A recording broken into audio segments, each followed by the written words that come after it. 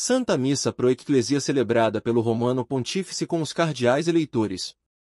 Homilia do Papa Leão XIV. Capela Sistina.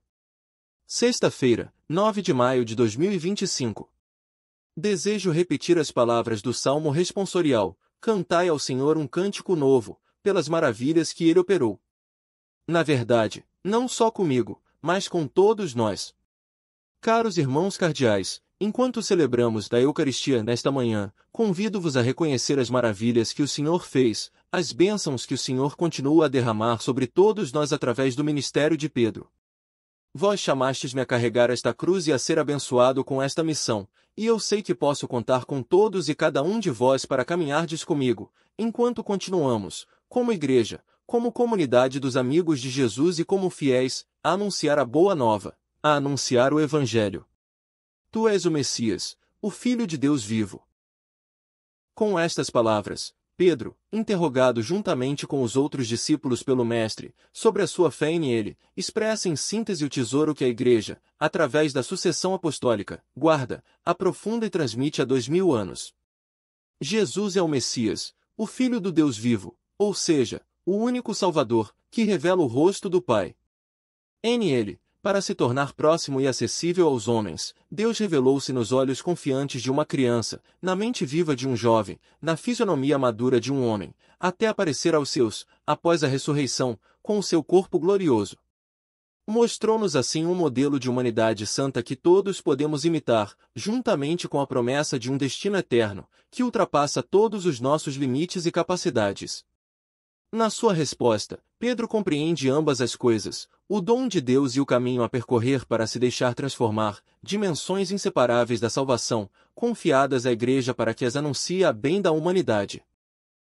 Confiadas a nós, escolhidos por Ele antes de sermos formados no ventre materno, regenerados na água do batismo e, apesar dos nossos limites e sem mérito nosso, conduzidos até aqui e daqui enviados, para que o Evangelho seja anunciado a toda criatura. E Deus, de modo particular, chamando-me através do vosso voto a suceder ao primeiro dos apóstolos, confia-me este tesouro para que, com a sua ajuda, eu seja seu fiel administrador em benefício de todo o corpo místico da Igreja, para que ela seja cada vez mais cidade colocada sobre o monte, arca de salvação que navega sobre as ondas da história, farol que ilumina as noites do mundo.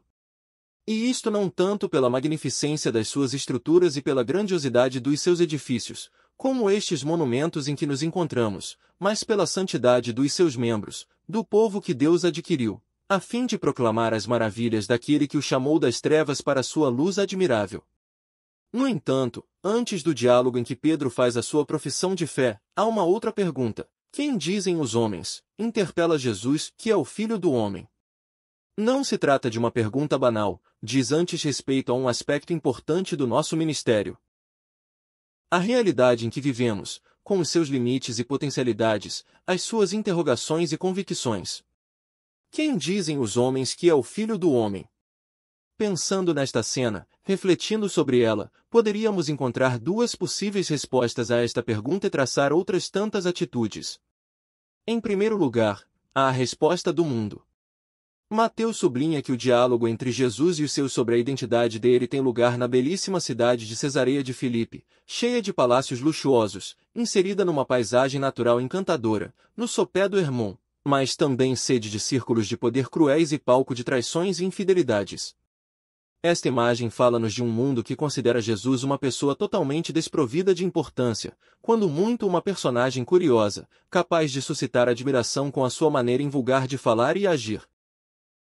Por isso, quando a sua presença se tornará incômoda, devido aos pedidos de honestidade e às exigências morais que solicita, este mundo não hesitará em rejeitá-lo e eliminá-lo. Depois, há uma outra possível resposta à pergunta de Jesus, a das pessoas comuns.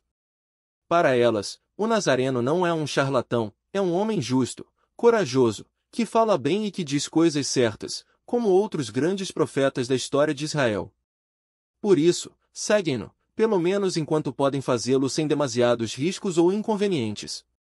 Porém, por que essas pessoas o consideram apenas um homem, no momento do perigo, durante a paixão, também elas o abandonam e vão embora, desiludidas. Impressiona a atualidade destas duas atitudes.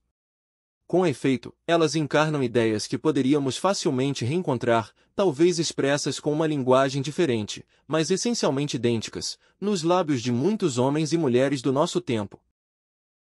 Ainda hoje não faltam contextos em que a fé cristã é considerada uma coisa absurda, para pessoas fracas e pouco inteligentes, contextos nos quais em vez dela se preferem outras seguranças, como a tecnologia, o dinheiro, o sucesso, o poder e o prazer. São ambientes onde não é fácil testemunhar nem anunciar o Evangelho, e onde quem acredita se vê ridicularizado, contrastado, desprezado, ou, quando muito, suportado e digno de pena. No entanto, precisamente por isso, são lugares onde a missão se torna urgente, porque a falta de fé, muitas vezes, traz consigo dramas como a perda do sentido da vida, o esquecimento da misericórdia, a violação, sob as mais dramáticas formas, da dignidade da pessoa, a crise da família e tantas outras feridas das quais a nossa sociedade sofre, e não pouco.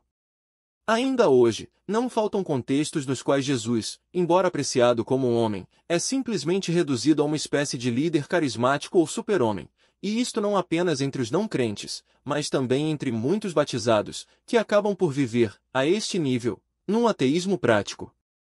Este é um mundo que nos está confiado e no qual, como tantas vezes nos ensinou o Papa Francisco, somos chamados a testemunhar a alegria da fé em Cristo Salvador.